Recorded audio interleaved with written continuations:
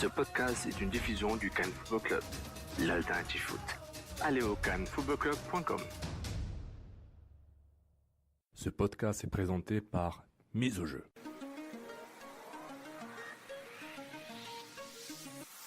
Mise au jeu. Gages-tu? Salut tout le monde, Étienne Boutier avec vous pour ce résumé du jour de la Coupe du Monde 2018, édition du 30 juin. Alors pour débuter les quarts de finale, là, on a eu droit à un match assez incroyable entre la France et l'Argentine. Les Français qui ont pris les devants là, rapidement à la 13e minute sur un penalty converti par Antoine Griezmann. Puis, Ángel Di María, du côté de l'Argentine, a nivelé la marque à la 41e minute d'une superbe frappe en plein milieu du terrain. Le latéral droit, Mercado, a donné les devants à l'Argentine à la 48e minute. Mais c'est à ce moment-ci là, que la France a ouvert la machine. Là.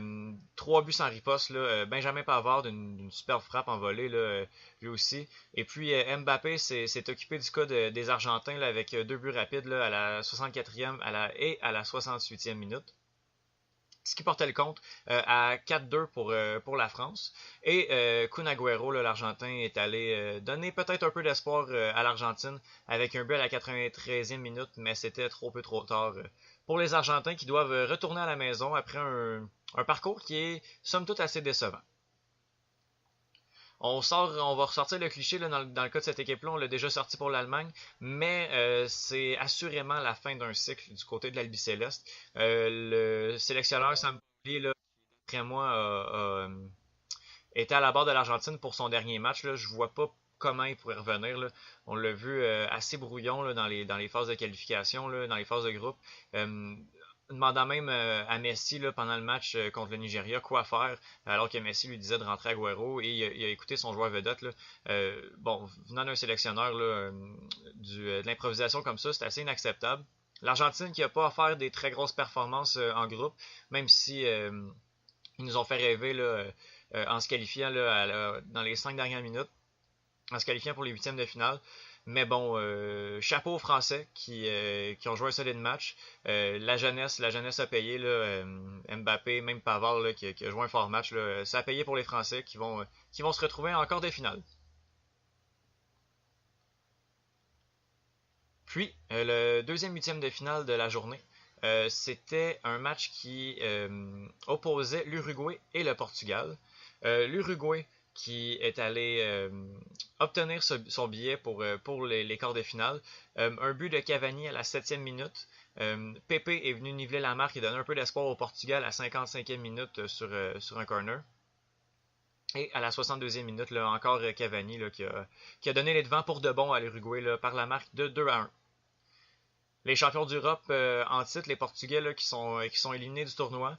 Rapidement quand même, on avait peut-être quand même des attentes avec cette équipe-là, là, mais on a affronté un Uruguay qui est bien en jambes, un Uruguay qui a concédé son premier but là, en 4 matchs, qui n'avait pas encore concédé. Donc c'est un collectif qui est assez solide. Cavani, Suarez viennent de se réveiller. Là. Les deux, quand ils se sont mis à jouer ensemble, c'est assez impressionnant de les voir aller. Là. Donc ça va être prometteur pour la suite du côté de l'Uruguay. Et le Portugal, malheureusement, doit se retourner à la maison. Les deux équipes victorieuses aujourd'hui, soit la France et l'Uruguay, se retrouveront en quart de finale vendredi 6 juillet à 10h. Pour le programme de demain, on va avoir droit à un match entre l'Espagne et la Russie à 10h et au match Croatie-Danemark à 14h. Bon, pour le premier match, là, je vais donner l'avantage à l'Espagne contre la Russie.